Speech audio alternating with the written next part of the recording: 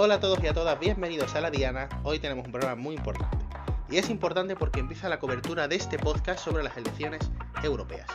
Hoy, aunque todavía no hayan pasado las elecciones catalanas, empezamos ya otras elecciones porque nos encantan las elecciones en este podcast y lo hacemos hablando de las europeas, como decía, desde el punto de vista andalucista. Hoy hablamos con Javier García, que es el candidato de Ahora Andalucía a las elecciones del Parlamento en Bruselas. Y lo hacemos hablando, por tanto, de la importancia que tiene Europa para las políticas de Andalucía y, como dice el título de este programa, ondear la bandera andaluza en Europa. Así que, dicho eso, como decía, tenemos hoy a Javier García, que aparte de candidato profesor de Historia de la Universidad Pompeu Fabra. Así que, soy Samuel Sobrido, esto es La Diana y comenzamos. Por cierto, a ver cómo os cuento esto. Que hemos grabado la introducción unos días después de la entrevista. Aquí a este presentador pues no se ha acordado de que no había hecho la introducción y se ha cortado el pelo. Se ha cortado el pelo, efectivamente. Así que vais a ver en la entrevista pues como 4 veces más de pelo, ¿vale? Así que pues lo siento, esto es televisión, de alguna manera, esto es periodismo, pues que hay que decir la verdad y efectivamente me he cortado el pelo. No hay forma de encubrirlo, no hay forma. Así que pues, vamos ya con la entrevista, en fin. Bueno, vamos ya con la entrevista. Hoy tenemos, como os contaba, a Javier García, que es el candidato de la coalición Ahora Andalucía para las elecciones europeas. Él es profesor de Historia en la Universidad Pompeu Fabra de Barcelona y militante de Adelante Andalucía, aunque hoy no viene en calidad de tal cosa. Y bueno, es especialista en estudios de procesos descoloniales, centrado evidentemente en su mirada aquí en el sur, en Andalucía. Javier, bienvenido. Muchas gracias a vosotros. A ti por venir. La primera pregunta que te quería hacer es, ¿qué es para ti el andalucismo? ¿Cómo lo defines? Bueno, el andalucismo para mí es un proyecto de emancipación, es un proyecto de transformación social y es nuestra forma de ser humano y nuestra forma de sentir la humanidad en esta tierra que es Andalucía. Por lo tanto, es un proyecto político que tiene su dimensión de identidad cultural, su dimensión de economía y que tiene también un componente de transformación colectiva de la realidad. ¿Qué piensas de otros nacionalismos del Estado español? ¿Crees que son comparables al andaluz? Y sobre todo te pregunto pues, por el nacionalismo español, que se compara mucho, no todos los nacionalismos son iguales. ¿Consideras que es igual pues, el nacionalismo andaluz con el nacionalismo español y, por ejemplo, el catalán? Bueno, yo creo que el siglo XX europeo ha sido el siglo del nacionalismo. Creo que el fenómeno nacional es fundamental para entender la historia de la humanidad, sobre todo en los últimos 200 años. Y yo creo que todas las agrupaciones humanas son comunidades nacionales, ¿no? En ese sentido, cada agrupación, cada construcción de comunidades nacionales tiene un proceso muy diferente, ¿no? Yo creo que cada nación tiene una historia diferente y no podemos es muy difícil hacer teorizaciones generales sobre qué es la nación en abstracto, ¿no? Yo creo que en Europa mayoritariamente las naciones se forman o bien por agrupación, digamos, se forman bien o por transiciones de imperio a naciones o bien por escisiones de algunas naciones respecto a algunos imperios, ¿no? Esto quedaría para otra charla más larga. Lo cierto es que los llamados nacionalismos de naciones sin Estado en algunas ocasiones se quieren independizar de los imperios, pero reproducen también ciertos elementos como el supremacismo, como la voluntad de ser dominadores, ¿no? Yo creo que es lo que sucede en muchos de los nacionalismos en Europa, ¿no? Que o bien tienen un Estado, por lo tanto ejercen una supremacía, o bien la reproducen. Yo creo que el nacionalismo andaluz es una construcción nacional mucho más parecida a otras como, digamos, propias del mundo árabe, de América Latina, del Caribe, donde se parte de una posición de clase social mucho más humilde y donde el nacionalismo habitualmente está liderado por las clases humildes y populares. El nacionalismo andaluz ha sido, desde que los conocemos, las 3 olas que hemos definido, yo he definido en algunos trabajos, ha sido siempre progresista, ha sido siempre transversal y siempre se ha construido en confluencia y desde abajo. Por lo tanto, yo creo que hay elementos diferenciadores importantísimos entre el nacionalismo andaluz y otros como el español o el catalán o el vasco, ¿no? Para terminar de comparar, ¿consideras a los nacionalismos catalán y vasco como nacionalismos excluyentes, como le he escuchado en algunas declaraciones a José Ignacio García y a la gente de Adelante?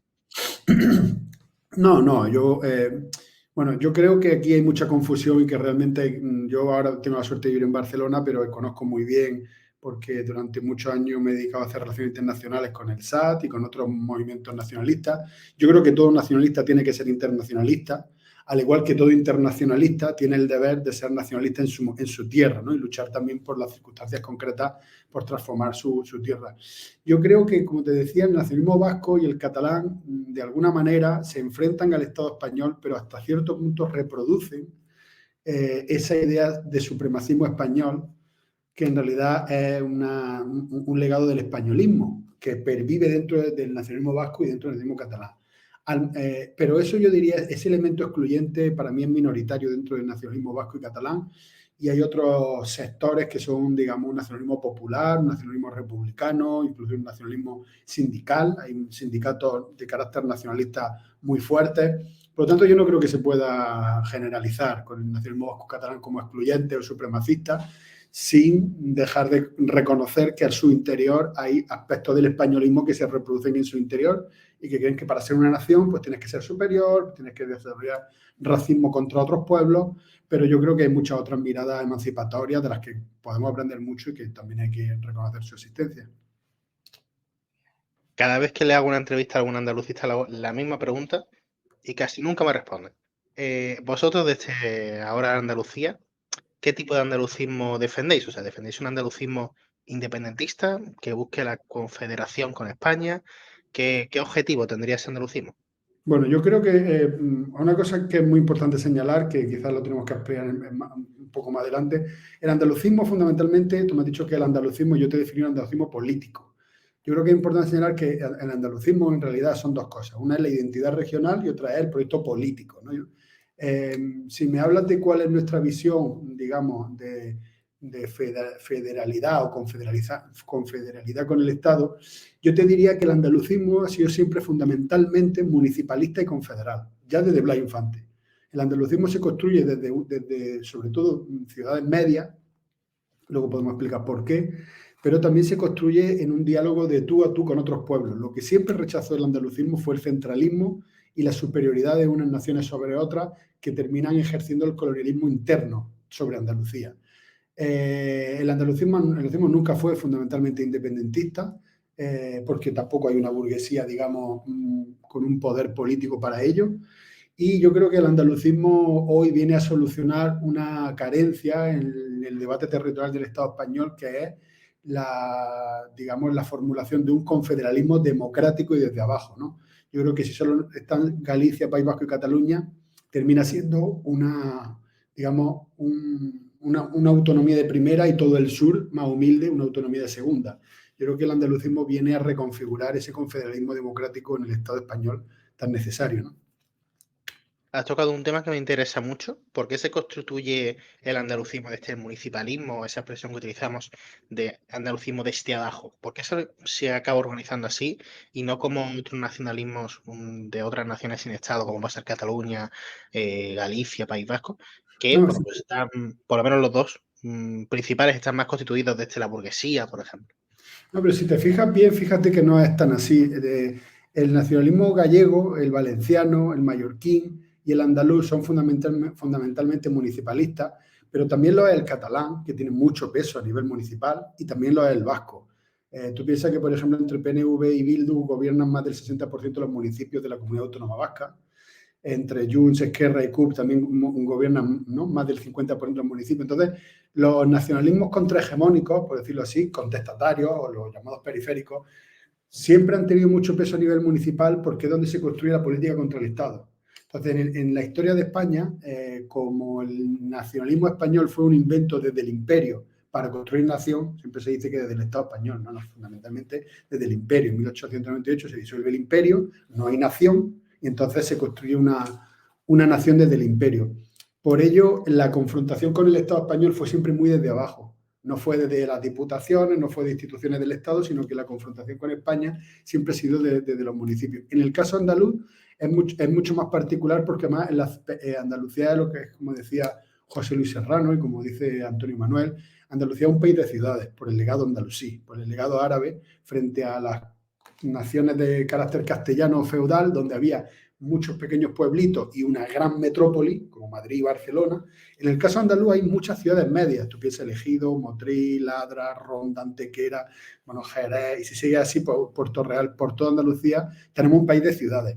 Esas ciudades generaron una cultura, digamos, de pertenencia andaluza que de alguna manera fue fundadora del regionalismo andaluz. Si piensas casi todas las ciudades importantes donde los andalucistas tuvieron peso han sido ciudades medias, Cádiz, Ronda, Motril, bueno, Jerez. Entonces yo creo que hay en esas ciudades medias donde se ha fraguado la identidad del país, la identidad andaluza. Por eso decía que es fundamentalmente municipalista. Y confederal, bueno, pues porque tiene el horizonte estratégico de dialogar con otros pueblos en la, bueno, en la configuración de una realidad, digamos, donde podamos convivir en un Estado español, pero también transformarlo, ¿no?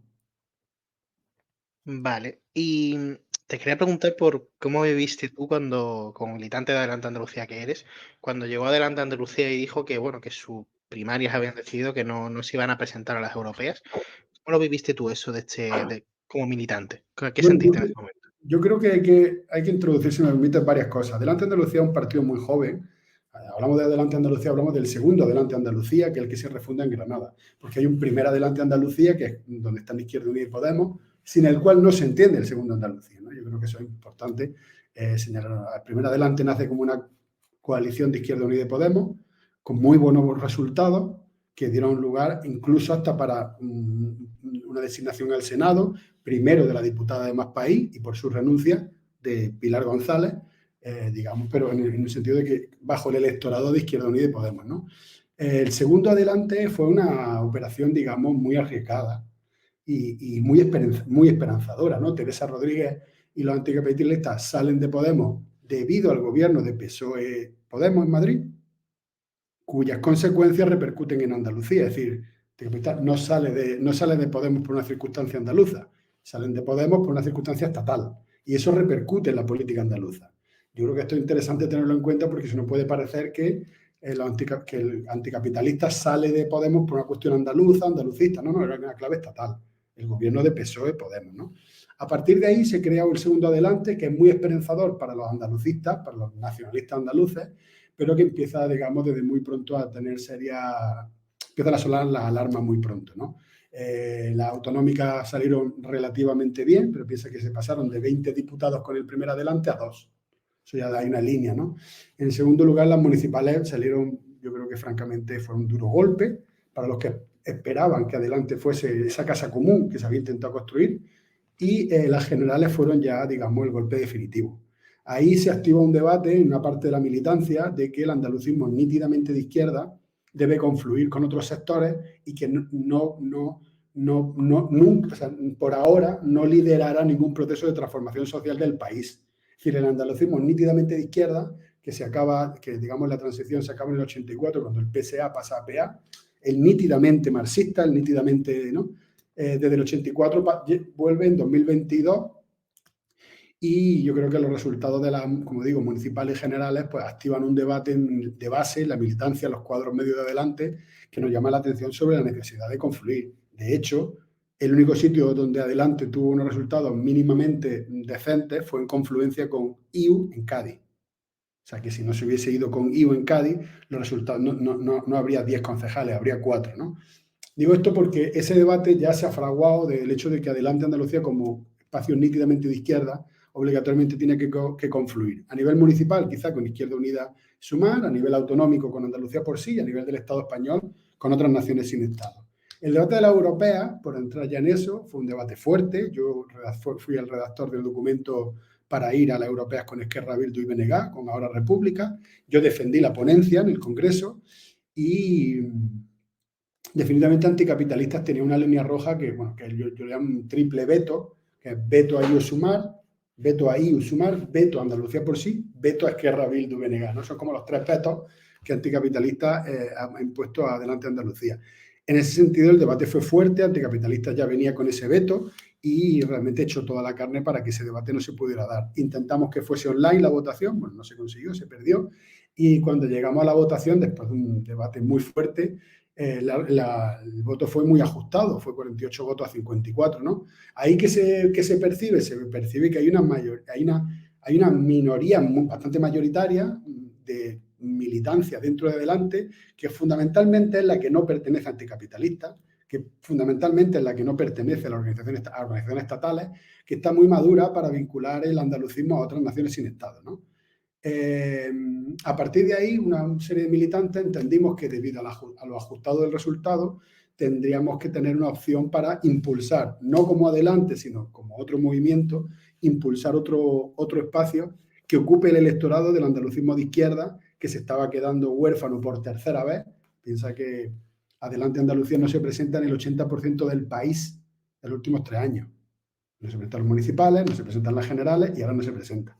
Entonces, digamos, eso es el 80% del país y entonces nosotros entendíamos que había que ocupar el espacio con una opción andalucista, ¿no? Fruto de ese debate, le hagamos el espacio Ahora Andalucía, después de una serie de debates que han tenido este año, pues llama a la articulación de un andalucismo de urgencia, ¿no? Que no es un andalucismo, Ahora Andalucía no es un partido, pues podremos verlo un poco más tarde, pero esa asamblea, como te comentaba, de la europea, fue tensa porque ahí todos sabíamos que nos estábamos jugando, todos los anticapitalistas sabían que si perdían esa votación, perdían el partido, porque ellos no pueden asumir una coalición con Esquerra, ni con Bildu, ni con BNG, y los demás sabíamos que si no nos presentábamos, digamos, como que nuestro espacio se diluía, porque el voto vuelve a sumar, ¿no? Entonces, yo creo que ahí se confrontaron como las dos almas que tiene adelante Andalucía, una alma soberanista, de obediencia andaluza, de nacionalismo andaluz, de izquierda, y otra alma que es la extrema izquierda de carácter estatal, que hasta ahora han convivido dentro de Adelante, pero que son almas muy diferentes. Escuchándote parece que está más fuera que dentro de Adelante. Eso me lleva precisamente a una pregunta que te quería hacer. ¿Ahora Andalucía proseguirá después de las elecciones europeas? Bueno, la pregunta que te he hecho de forma velada. ¿Estás más fuera que dentro de Adelante? No, yo me siento muy de Adelante porque además creo que es el partido que me gusta, el partido que ayuda a construir. Lo que sí creo es que el conjunto de la militancia de Adelante está muy desorientada, salvo un pequeño grupo de, digamos, de técnicos en el Parlamento, no hay digamos, Adelante Andalucía después. Yo creo que se enfrenta a un debate y hay un shock y hay un momento de desorientación dentro de Adelante, ¿no? Yo no creo que yo esté más cerca ni más dentro que otros, que en general, porque como te digo, hay un momento de impasse fuerte, ¿no? Un momento de impasse fuerte que preocupa porque lo que está en juego es el espacio electoral, ¿no? Sí creo que, digamos, la hegemonía que ejerce anticapitalista en el partido ha impulsado a mucha gente a salir, a mucha gente a intervenir desde fuera, a mucha gente a volver a otros espacios. Y yo sí creo que Adelante es la herramienta fundamental de la izquierda andalucista, eso yo creo que no cabe duda, pero digamos el escenario de no presentarse a la europea y, como digo, por tercera vez consecutiva no concurrir, hace que mucha gente esté tratando desde fuera y desde dentro, desde arriba y desde abajo, que el electorado del andalucismo de izquierda se conserve en el espacio andalucista, ¿no? Y esa pregunta que te he hecho, ¿ahora Andalucía seguirá después de las elecciones europeas? No, O o sea, sea, a ver, para otras. personalmente yo me pertenezco a Adelante Andalucía y en ese sentido no tengo ninguna duda. Y si estoy aquí es porque las circunstancias nos han obligado a ocupar el espacio sin nuestro partido, ¿no? Ahora Andalucía no es un partido político, como sabe, Ahora Andalucía lo componen diferentes grupos, fundamentalmente todos municipalistas, como Andalucía por Sí, Compromiso por Andalucía, Andalucía entre Todos, Convergencia Andaluza. Cada uno de esos partidos tiene su propia agenda, tiene su propio calendario, algunos están centrados en temas municipales, otros tienen otras convocatorias. Ahora Andalucía como tal nace como un espacio de debate. Yo creo que es importante que ese espacio de debate continúe, al igual que lo ha sido antes de las elecciones y lo va a seguir siendo después. No hay dentro de Ahora Andalucía una vocación de ser un partido político, de ser una herramienta política, pero ha sido, yo creo que el único espacio que se ha atrevido a poner un poco de, o sea, a convocar, a ocupar este espacio electoral que se estaba quedando vacío. Pero como te digo, yo creo que los militantes, al menos los militantes de Adelante que estamos en la lista, sabemos que el 10 de junio vamos a seguir construyendo Ahora Andalucía y andalucismo de izquierda. Vale, entonces yendo ya puramente a las elecciones europeas, ¿por qué es necesaria una lista andaluza para las elecciones europeas? Bueno, yo creo que aquí convergen varios factores importantes. De lo más, digamos, de lo local a lo global, yo creo que hay una realidad en la sociedad andaluza de profundo, digamos, empobrecimiento y derechización de la sociedad andaluza, ¿no? Que esto tiene que ver con la crisis de la izquierda, de la fragmentación de la izquierda y, digamos, y la política de casino que está haciendo la derecha, ¿no? Yo creo que hay digamos, una vorágine de circunstancias, hay varias circunstancias que se están cruzando, varias décadas de política del PSOE nefasta para los intereses de nuestra tierra, han dado lugar a un PP que es fundamentalmente continuista de la política del PSOE, tanto en términos identitarios, se habla del andalucismo de Juanma Moreno, que es el andalucismo del PSOE, un andalucismo dulzón, identitario, territorial, pero que no es soberanista, que no aporta derecho a decidir, que no genera una economía autocentrada, digamos, no es un nacionalismo andaluz, sino un edulcorante, un blanquiverdismo, ¿no? Como dice el historiador Manuel Ruiz. Por lo tanto, el PP es continuista de las políticas del PSOE. Esto tenemos que tenerlo muy claro, tanto de las privatizaciones como de la política cultural, como de lo fundamental de la política de Juan Moreno, es continuista. En ese sentido estamos viendo un empobrecimiento, como te digo, servicios públicos cada vez más deteriorados, no hay listas, no hay citas en la atención primaria, todos los servicios públicos están todos privatizados, desde los centros de día hasta digamos, la asistencia a domicilio, cada vez más atención primaria privatizada, cada vez más servicios de especialización privatizada. Y eso también nos interpela que si no hay un instrumento de negociación con la élite del Estado, Andalucía no recibe financiación. Si no hay un grupo político que ponga, digamos, que doble el brazo al Estado, como vemos con el BNG, con la Junta, con Compromís, con Ahora Canarias, no están llegando cosas a Andalucía. Entonces, el andalucismo político es más importante que nunca. En un segundo sentido, la política europea es la política determinante en muchos de los elementos donde se juega la política andaluza, por ejemplo, la política de costa, la política pesquera, la política minera, la política industrial, la inversión en infraestructura, la inversión ferroviaria, digamos, la política internacional, tenemos bases extranjeras en territorio andaluz, en la guerra de Ucrania nos afecta porque, digamos, Andalucía es una zona donde hay presencia militar extranjera. Entonces, pensamos que si Andalucía está alimentando Europa, Andalucía es la zona de recreo para el turismo de una gran parte de la población europea, ¿por qué no tenemos una voz para gobernar Europa?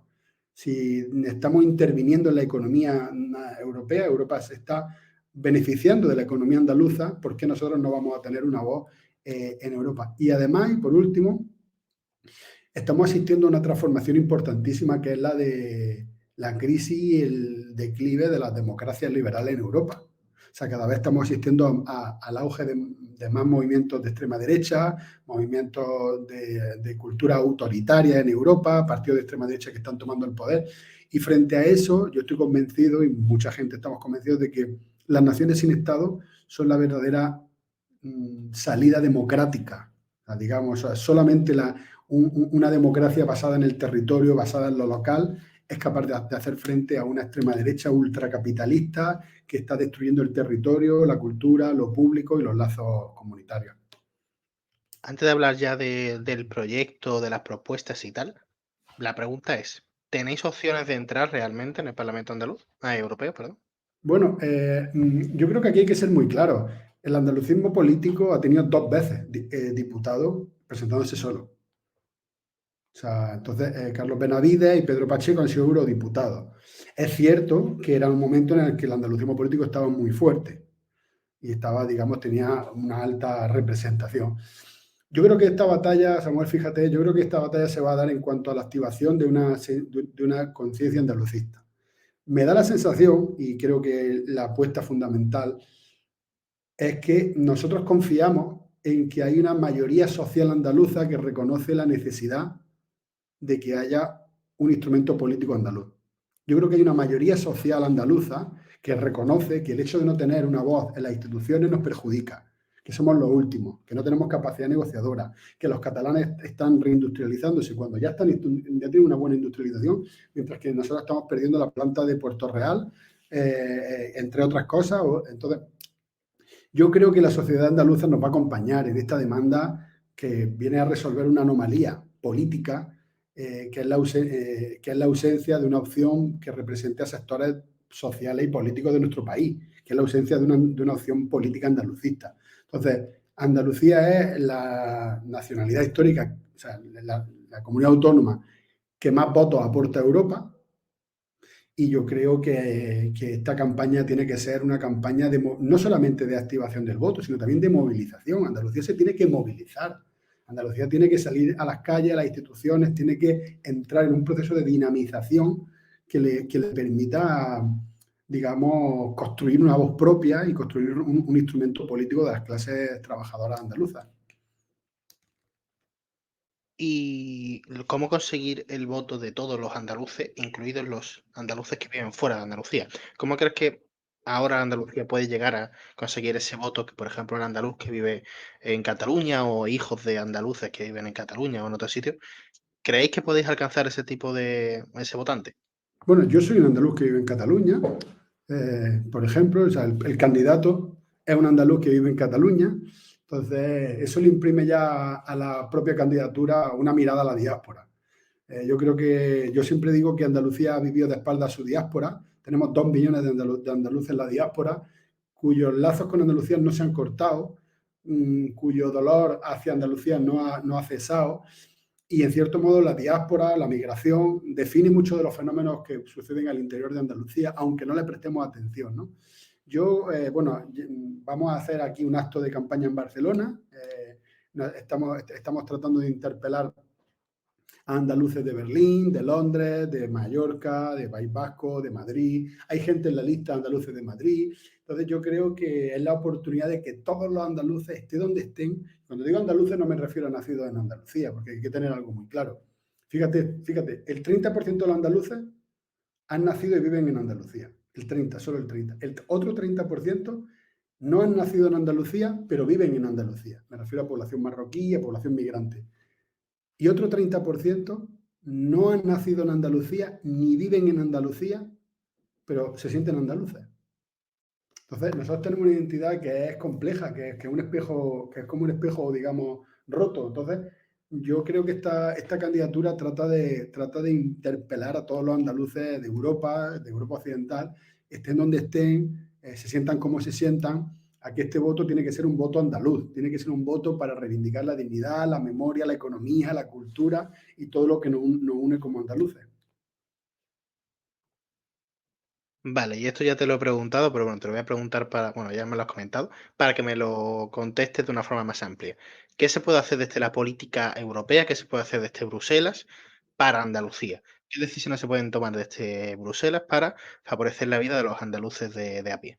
Hombre, nosotros estamos planteando varias medidas que se van a concretar bueno, mañana, a lo largo de estos días tendremos varios webinarios con colectivos, con diferentes personas que están aportando al programa, y el programa se presentará próximamente, pero nosotros tenemos, por ejemplo, una propuesta importante, que es una ley andaluza integral de la agricultura familiar. O sea, creemos que en este momento hay diferentes crisis que están orbitando la economía andaluza, que pasan por la tierra. Estamos asistiendo a un proceso de mecanización de creación de una agricultura ultra extensiva, de la cual se benefician las multinacionales, y los perjudicados son los agricultores, los trabajadores del campo y los consumidores, ¿no? Creemos que hay que reformular la agricultura andaluza, y eso requiere también una política de apoyo europea, porque son las políticas, digamos, la política agraria común. La política europea es la que define las líneas estratégicas de la agricultura andaluza. También la política europea decide la política, digamos, las directrices pesqueras, las políticas sobre el agua, las inversiones en infraestructura. Nosotros creemos que tiene que haber digamos, un plan ambicioso de infraestructura de ferrocarril en Andalucía. No puede ser que de Almería a Córdoba no haya prácticamente trenes, no puede ser que Andalucía no esté conectada a través de trenes, y con el aislamiento que genera para muchos pequeños municipios y ciudades medias. Por lo tanto, hay políticas europeas que tienen que ver con la infraestructura, que tienen que ver con los sectores estratégicos como la pesca, la agricultura, la minería. Se están volviendo a abrir minas en Andalucía, cuya producción no repercute en los beneficios, digamos, no repercute en la propia sociedad andaluza. Yo creo que estos sectores estratégicos se tienen que transformar con apoyo de las políticas europeas. Y esas decisiones no se toman desde el plano estatal desde el plano español? Bueno, por ejemplo, es que la agricultura se toma desde la política agraria comunitaria. O sea, por ejemplo, las políticas pesqueras se dan también desde la política internacional. Los acuerdos con Marruecos vienen por Europa. Las inversiones en infraestructuras casi también vienen desde Europa. Y te estoy hablando de pilares de la política europea, como son comunicaciones, minería. La minería también viene por políticas estratégicas europeas. La pesca, la agricultura, que están determinadas por directrices europeas. Luego, cada gobierno, es cierto, tiene, digamos, es la que ejecuta, los poderes ejecutivos dentro del Estado son las que ejecutan, pero las directrices vienen de Europa. Y yo creo que estamos asistiendo cada vez más a una formulación, a nuevos paradigmas, digamos, de la agricultura, por ejemplo, en términos de agroecología, de agricultura biodinámica, de comercialización a pequeña escala, que necesitan un empujón para que los propios gobiernos, porque no va a haber un partido andalucista en Madrid gobernando España, pero sí necesitamos políticas de directriz para que la propia Unión Europea dé lo que se llaman protocolos o directrices o legislación que obligue a los estados a hacer una política más pensada en los territorios. ¿Y cuáles serían las 3 principales propuestas, yo qué sé, si os diesen de toda la legislatura, creo que son 6 años en la legislatura europea, 3 propuestas que representaseis y se aprobasen durante esos 6 años? ¿Cuáles serían? Bueno, ya te he comentado la de una ley integral de la agricultura familiar, entonces esa me la voy a dejar como comodín, digamos, te voy a hablar de otras 3, porque realmente tenemos propuestas que son, digamos, de gran calado, que se han consensuado con colectivos y con especialistas y con gente que está trabajando sobre el terreno de estos temas. Una segunda sería una ley integral de los servicios públicos. Creemos que hay una carencia profunda en la financiación de los servicios públicos andaluces, estamos viendo cada día cómo cada vez hay menos ambulatorios, ¿no? Centros de salud en pueblos pequeños. Muchas personas mayores no tienen acceso a esos centros de salud porque no hay transporte público. Entonces, creemos que una de las cosas importantes es que se vuelvan a abrir los centros de salud 24 horas al día, la urgencia, en todos aquellos pueblos donde haya digamos, más de 1.000 habitantes. Allí donde no haya centro de salud abierto, por ejemplo, para urgencias, que haya transporte público, o sea, que se pueda asegurar el transporte público para los... Y esto de la sanidad estamos viendo lo mismo en educación. O sea, por ejemplo, la escuela concertada come más terreno cada vez a la escuela pública. Estamos viendo cómo las escuelas públicas están siendo, digamos, acosadas por los planes de privatización, de recortes, y está la comunidad educativa definitivamente en pie de guerra contra Juanma Moreno, porque no hay una inversión que permita, digamos, una educación pública como pilar central de nuestro país. Entonces, la financiación de los servicios públicos tiene que ser un campo de batalla fundamental del conjunto de la izquierda y del conjunto de la política andaluza. Y en tercer lugar, tenemos una propuesta para fortalecer y desarrollar el reconocimiento nacional de Andalucía, que al final es lo que permite a las naciones, digamos, del Estado español, a las naciones, por decirlo así, con más peso político, negociar su propia financiación. No nos engañemos, el cupo vasco se reconoce por una, digamos, especificidad nacional, pero en realidad estamos hablando de economía. En el caso de Cataluña, el procés, todo el proceso independentista estaba basado en aspectos culturales e históricos, pero tienen también implicaciones económicas. Yo creo que la sociedad andaluza se merece ese reconocimiento que ya conquistamos el 4 de diciembre del 77, pero yo creo que el 4 de diciembre del 77 fue lo que llamo una rebelión inacabada. Como toda rebelión, no fue una revolución, fue una rebelión que nos dio una autonomía inacabada, una autonomía que no profundizó en la reforma agraria, que no profundizó en el empleo público, que no profundizó en el derecho a la vivienda, que no profundizó en todos aquellos elementos por los cuales la gente se dio a la calle y por los cuales murió García Caparro. Entonces, yo creo que hay que profundizar en el reconocimiento nacional de Andalucía y que ello repercuta en el derecho fundamental de toda nación, que es el derecho a decidir. La capacidad de decidir aquí y ahora en qué Andalucía queremos vivir. Si queremos entregar nuestro país a las multinacionales del turismo, si queremos entregar nuestro país a las aseguradoras y a la sanidad privada, o en qué tipo de país queremos vivir, es una cuestión que deben decidir los andaluces, y eso se hace con con reconocimiento nacional y con derecho a decidir. Entonces, no me he enterado de la primera. O sea, la ley a favor de los servicios públicos para que haya pues, más apuesta por lo público, el reconocimiento como nación de Andalucía. ¿Y la primera cuál me has dicho? Bueno, la otra era la de la ley de la agricultura familiar, Ah, la del comodín que me ha dicho. Vale, que cree que va a ser otra. Vale, vale. Pues imagínate que estas tres propuestas, la de los servicios públicos, la de reconocer a Andalucía como nación y la de la agricultura familiar, convencen a una gran mayoría de andaluces y tenéis pues varios diputados en el Parlamento Europeo. ¿A dónde van esos diputados andalucistas en el Parlamento Europeo? ¿A qué grupo parlamentario se irán? Bueno, el espacio natural del andalucismo político siempre ha sido el ALE, la Alianza Libre Europea. Entonces nosotros estaríamos cómodos en el grupo donde estuviesen los diputados del BNG, donde estén los diputados de las naciones sin Estado de Europa. Una cosa son los partidos, o sea, y otra cosa son los grupos parlamentarios. Y una vez que se configurasen los grupos parlamentarios, pues nosotros, como te digo, donde estaríamos cómodos sería en el grupo de los, digamos, en el grupo parlamentario de los partidos nacionalistas de las naciones sin Estado. Vale, y hablando puramente de política europea, ¿cómo valoras la situación actual pues, de la política en Europa, con el auge de la ultraderecha? ¿Cómo ves la situación actual en Europa? O sea, yo creo que en Europa está viviendo, digamos, en términos muy globales, hacia lo concreto, un proceso de decadencia evidente en las últimas décadas, que eso lo señalan todos los analistas, que no es nuevo.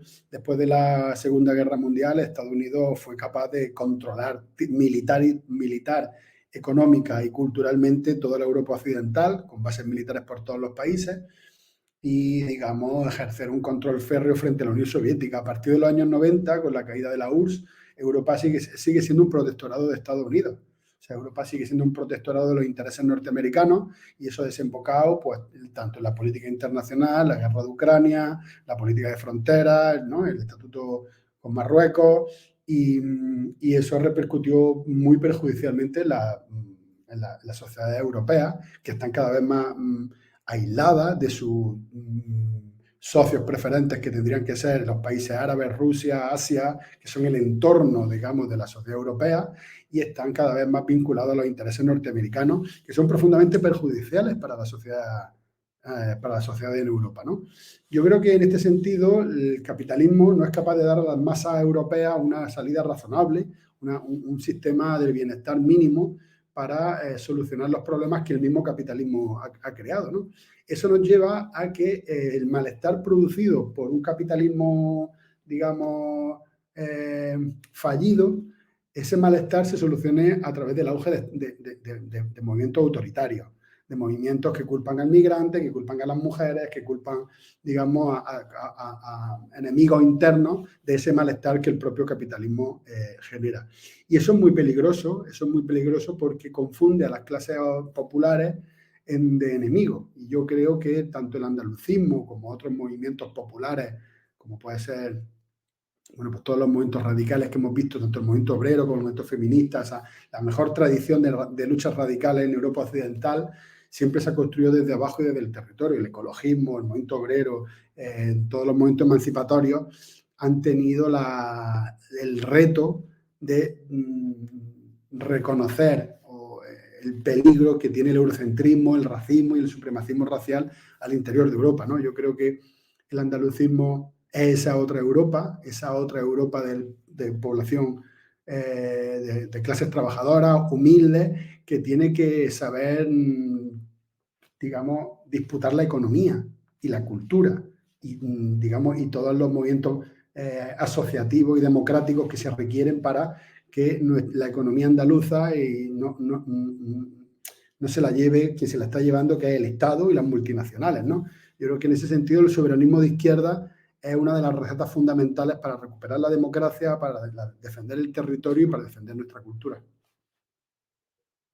¿Y crees que el auge de la ultraderecha en la gran mayoría de los países de Europa, que eso se traducirá a un auge del grupo parlamentario de la ultraderecha, en principio, crees que eso puede reducir la fuerza que las políticas andalucistas puedan tener en Europa por una suerte de unión entre los nacionalismos unificadores de los diferentes partidos, diferentes países que rechacen pues, las propuestas que hagáis de ese grupo de los nacionalismos sin Estado?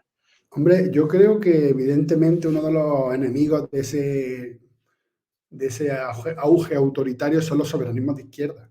Por ejemplo, si lo llevamos al caso español, ¿quiénes son los enemigos de Vox? Catalanes, inmigrantes y mujeres. O sea, entonces, cuando tú ves quiénes son los enemigos de tu enemigo, tú ves, o sea, digamos, dónde se le está haciendo daño a la extrema derecha.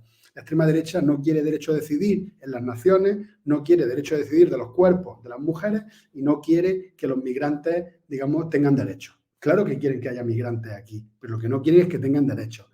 Y en Cataluña el problema no es, como se dice, el que está peligrando el español en Cataluña. El español no puede peligrar en Cataluña porque Cataluña es una nación hispana, aunque se hable catalán.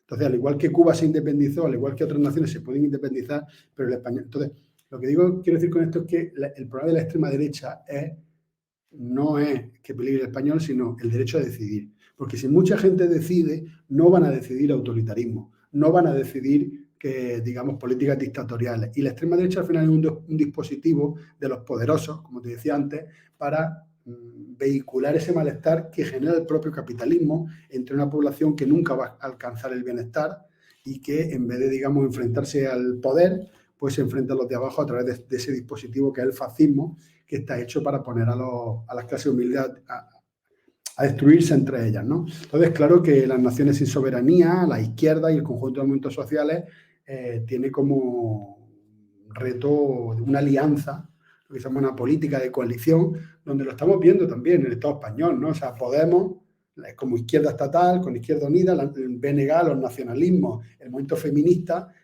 ya hace esa política de coalición contra la extrema derecha que representa todo lo contrario, ¿no? El patriarcado, el racismo, el centralismo. Yo creo que esa disputa en el Estado español también se puede extrapolar a Europa.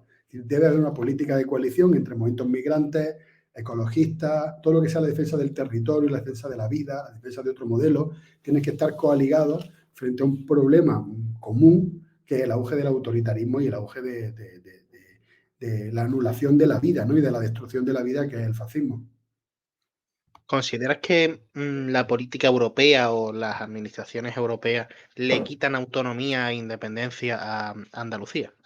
Bueno, realmente la política europea, digamos, a pesar de que pueda parecer que no tiene un papel central digamos, en el robo de soberanía, la política europea, como te decía, fundamentalmente es la configuración de un protectorado norteamericano. O sea, la Unión Europea es la cristalización de los intereses de la OTAN en Europa Occidental. En ese sentido, son los propios estados los que toman decisiones respecto a los intereses norteamericanos, tanto a nivel económico como a nivel cultural, como a nivel social, como a nivel político. La Unión Europea es, como se dice mucho con la ONU, es un termómetro, ¿no? O sea, la Unión Europea, por ejemplo, en tanto el Consejo de Europa como las principales instituciones europeas, están representando los intereses norteamericanos bélicos e imperialistas, tanto en el centro de Europa como en Próximo Oriente, en Palestina. Y yo creo que es un campo de disputa porque digamos que es algo así como una batalla por el sentido común. Es decir, las políticas europeas son directrices que luego aplican los estados, pero en el consenso europeo yo creo que es donde hay una gran batalla que las izquierdas no pueden, digamos, olvidar, no podemos, digamos, quedar al margen de las políticas europeas, porque, digamos, como continente, al final las políticas del Estado español se dan en sintonía con los ritmos continentales, al igual que en América Latina o que en el mundo árabe. Por lo tanto, es un escenario que no debemos descuidar. Y eso de que pues le quita al fin y al cabo autonomía a Andalucía, ¿se debe suplir con eso que comentabas, con eso de luchar desde esos espacios, o eliminar competencias de esos espacios para que vuelvan al territorio nacional? O sea, ¿son favorables de eso, de reducir las competencias de Europa? O sea, yo creo que más que un nivel de competencia, al final, el enemigo de la soberanía es la desmovilización popular. O sea, el enemigo realmente de la soberanía nacional es la desmovilización, la fragmentación y la desterritorialización de una sociedad. O sea, una sociedad que está activa, que está movilizada, que está asociada, que está tejida, es una sociedad soberana, porque tiene capacidad de decidir y tiene capacidad de oponerse, de enfrentar aquello que no quiere. El problema de las sociedades que tienen, como en el caso del Estado español, como en el caso de Andalucía, una sociedad de baja conciencia nacional, lo que pasa es que cuando hay una agresión, digamos, económica, la sociedad que no está bien coagulada, que no tiene una identidad nacional alta, no reacciona. Mientras que las sociedades que tienen una alta conciencia nacional, cuando ven una agresión, por ejemplo, lingüística, como en Cataluña, o ecologista, como aquí en el País Vasco, que hay un movimiento ecologista importante, reacciona como sociedad. Nuestro problema es que el capitalismo está constantemente robándonos soberanía, robándonos riqueza, robándonos tiempo, robándonos luz del sol, robándonos aire, robándonos todo, y no reaccionamos como sociedad. La capacidad de reaccionar como sociedad, fundamentalmente, nos la da la conciencia nacional. Por eso la conciencia nacional interviene en la lucha de clases, ¿no? Que es una cuestión que, digamos, que hay cierta izquierda que no entiende, ¿no? De, yo no soy nacionalista, soy internacionalista. O no me importa la nación, yo creo en la lucha de clases o en la transformación social. Es que el conflicto social se da al interior de la nación. Entonces, si no hay una comunidad nacional, no podemos defendernos. Si no hay una comunidad nacional, no podemos luchar por transformar aquello que no amamos. Entonces, yo creo que la conciencia nacional lo que nos da es un tejido social de amor propio, de comunidad, que nos permite enfrentarnos a los procesos de despojo a los que nos somete el capitalismo, como digo, despojo de tiempo, de riqueza, de sol, de agua, de tierra, de todo tipo de todo lo que tiene que ver con la vida, que nos está siendo despojado por el capitalismo.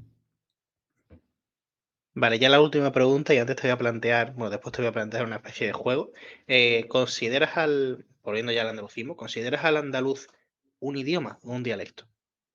Bueno, yo creo que el andaluz, o sea, la política lingüística es política y ahí tiene que ver con lo que te decía anteriormente. Yo creo que la política lingüística como política depende de la concienciación nacional.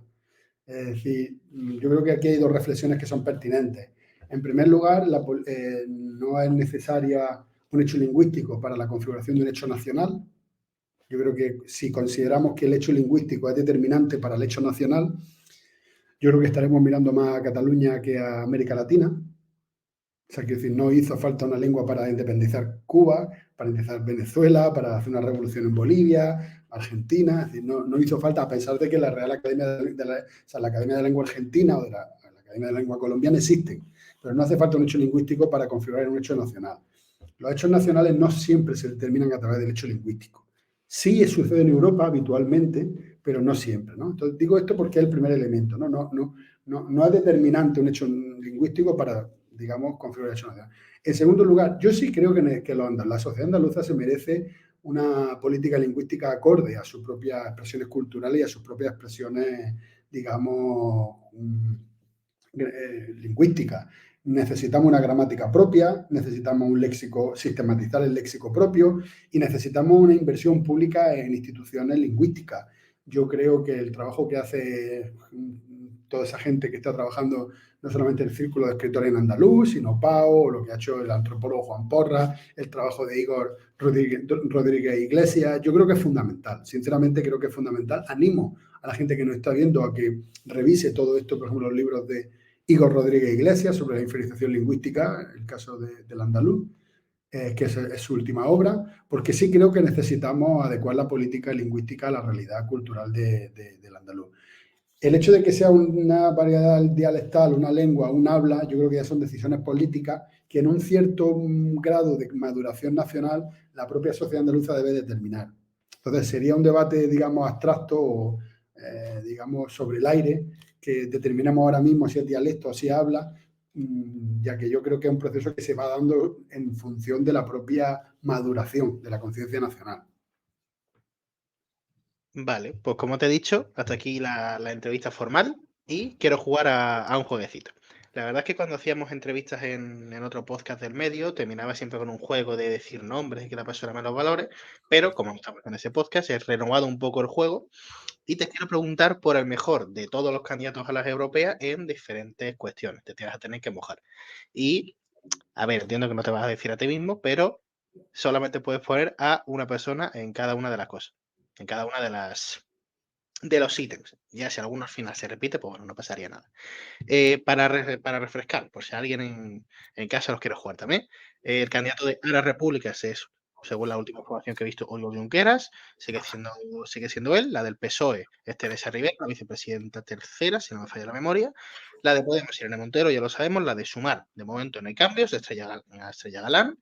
La del PP es Dolor Montserrat y el de Vox, Buxade.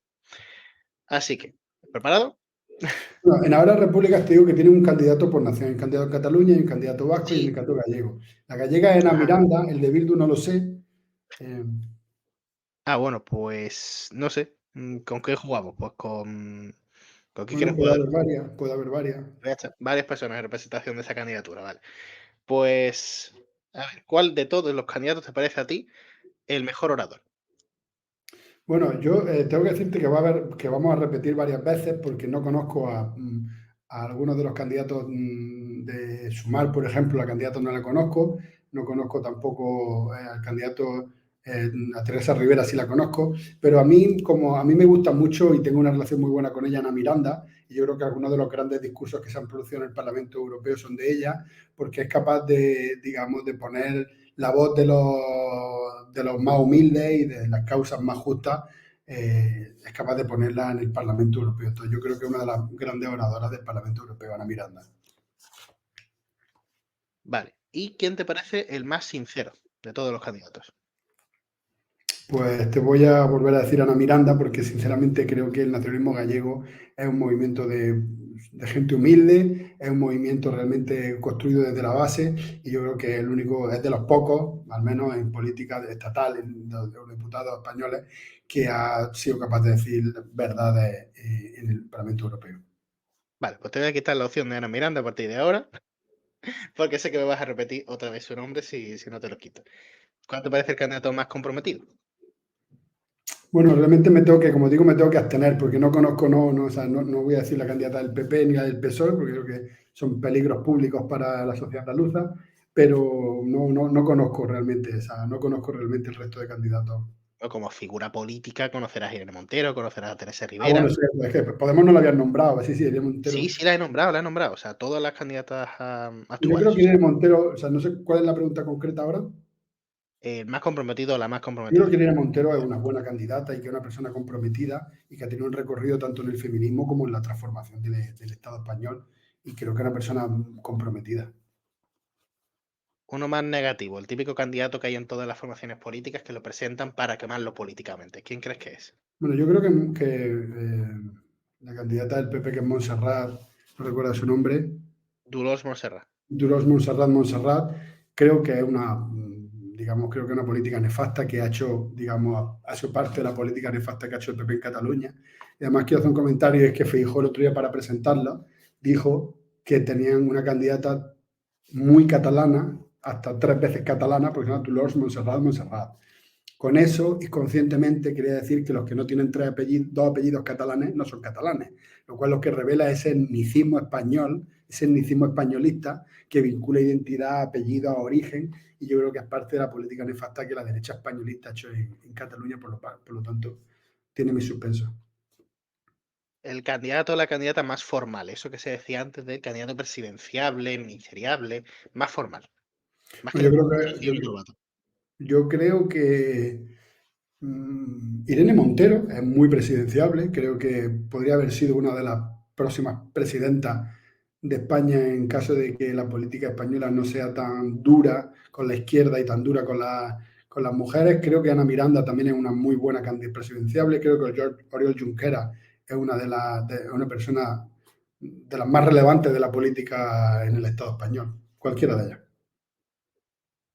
Vale. Y el candidato más o la candidata más cercana a su gente, cualquier que es. Bueno, pues yo creo que Irene Montero ha demostrado una cercanía a los movimientos sociales. También lo ha hecho Irene Montero, que la cual ha estado en Andalucía varias veces, invitada por nosotros. Y cualquiera de las dos creo que son personas cercanas. O sea, Ana e Irene, ¿no? Ujú. Vale. ¿Y con qué etiqueta, no solo de las anteriores que he dicho, sino de otras posibles etiquetas, calificarías tú a ti mismo, a Javier García? Bueno, pues yo creo que soy una persona cercana porque toda mi militancia ha sido en momentos de base, sindicales, culturales. Eh, Creo que soy una persona, no sé cuáles eran las... eh, no sé si soy un buen orador, pero creo que sé expresarme y al menos soy sincero porque el andalucismo de alguna manera es la voz de una verdad histórica que es la opresión, digamos, colonial de Andalucía por parte de España y yo creo que los andalucistas somos generalmente gente al menos sincera y cercana a nuestra gente. Pues Javier García, muchísimas gracias por venir a la Diana. Muchas gracias, Samuel, a vosotros y a toda la gente que nos está viendo. Muchas gracias. Y nosotros nos vemos la semana que viene, si no falla la planificación, con un programa sobre las elecciones catalanas, que ya es el post-electoral, así que nos vemos la semana que viene, que hoy mismo se están dando los comicios. Nos vemos la semana que viene con un análisis sobre las elecciones catalanas, a no ser que ocurra otra cosa y hagamos otra cosa aquí en la Diana. Gracias por vernos, gracias Javier por venir y hasta la semana que viene.